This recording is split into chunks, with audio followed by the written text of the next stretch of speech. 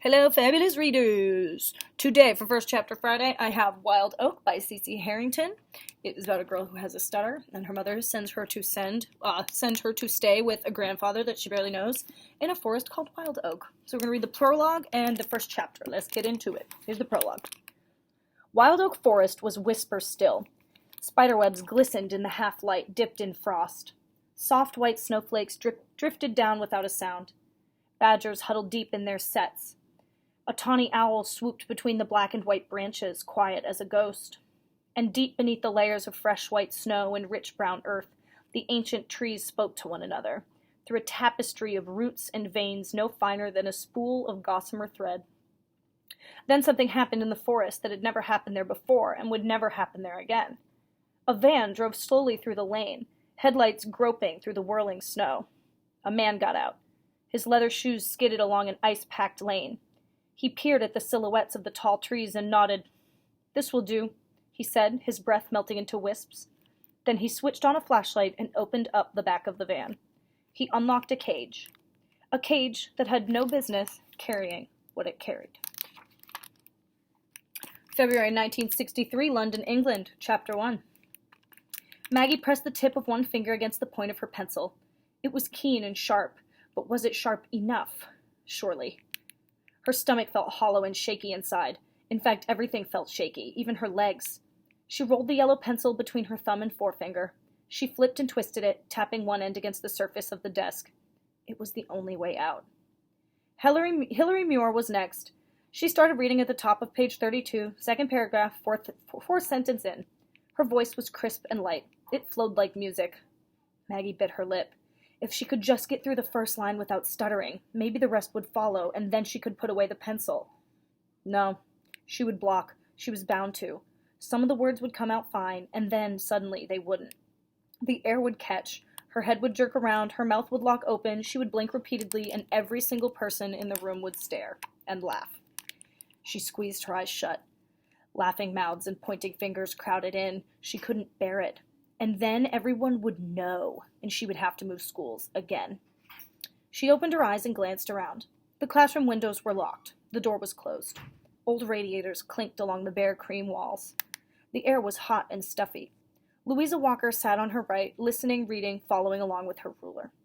They had never really talked, but she had always seemed kind.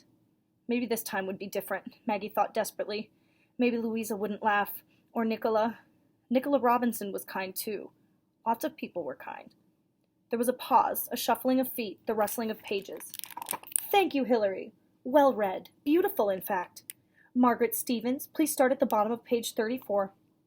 Miss Bryant's voice sounded muffled and far away as it drifted across the classroom. "Margaret?" she repeated. A stifled giggle.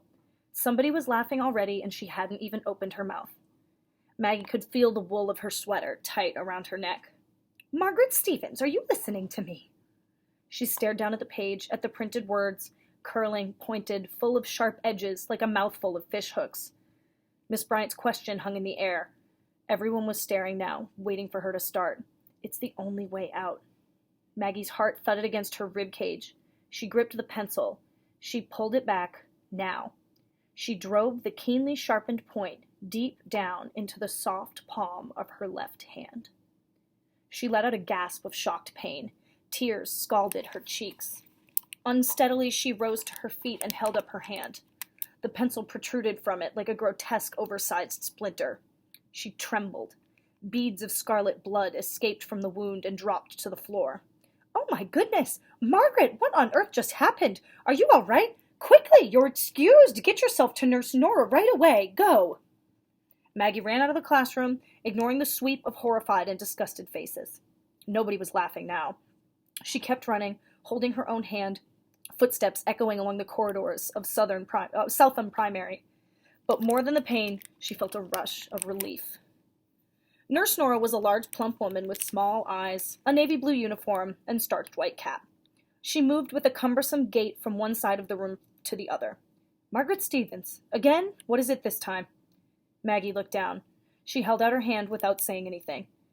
"Well, how on earth did that happen? Speak up, child."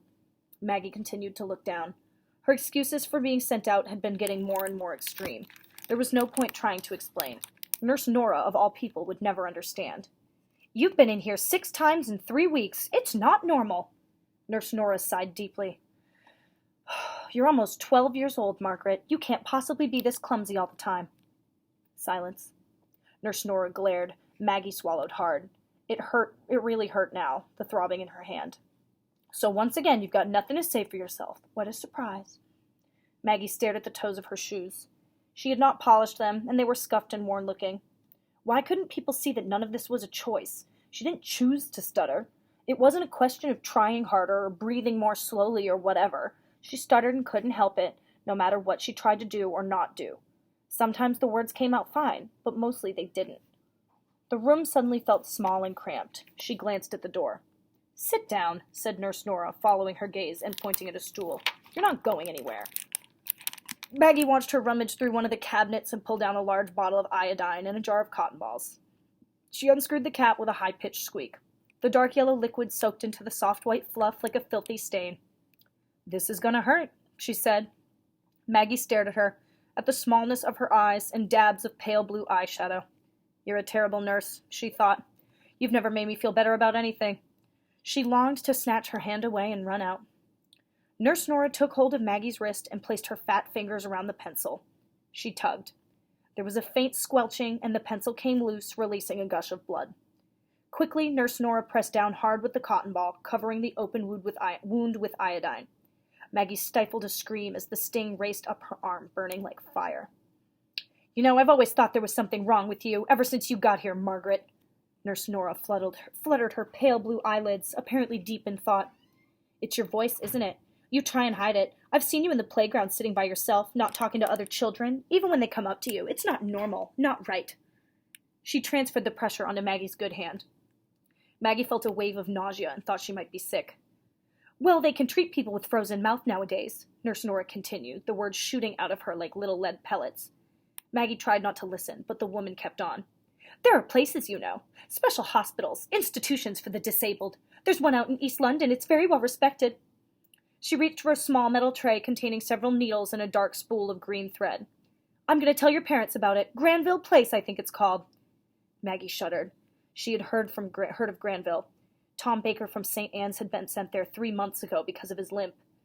Maggie remembered his mother at the school gates, all pink-eyed and teary. Everyone had talked about it. One of his friends had been to see him and claimed that the kids were being locked into cupboards for crying and strapped down to their beds. He said the doctors all sounded nice and caring to the parents, but on the inside it was a nightmare, with children so hungry they had to eat grass and toothpaste to keep themselves from starving. Grass and toothpaste. Nurse Nora cleared her throat. She tapped a needle on the side of the metal tray. It made a soft pinging sound. She held it up between her thumb and forefinger. "It's not right," she went on, threading the needle. "For somebody like you, Margaret, to be put in a class with properly behaved children. It's disruptive. And this is quite simply the final straw." Maggie turned her voice away and looked out at the window. She did not want to give Nurse Nora the satisfaction of seeing that her words hurt, even more than the pain in her hand. "Now then, don't move." Nurse Nora squeezed Maggie's fingers and lifted the needle. Maggie clenched her good fist. She had never had stitches before. She stared at the grimy raindrops as they broke and trickled down the glass. And once again, from somewhere deep inside her heart, she felt the howl of wanting to be exactly like everyone else. To speak without stuttering, to say whatever she wanted to say, to be understood, to be heard. The needle went in. You want to find out what happens to Maggie, and you know I do. Come check out Wildoak by C.C. Harrington at the school library. Bye, everybody!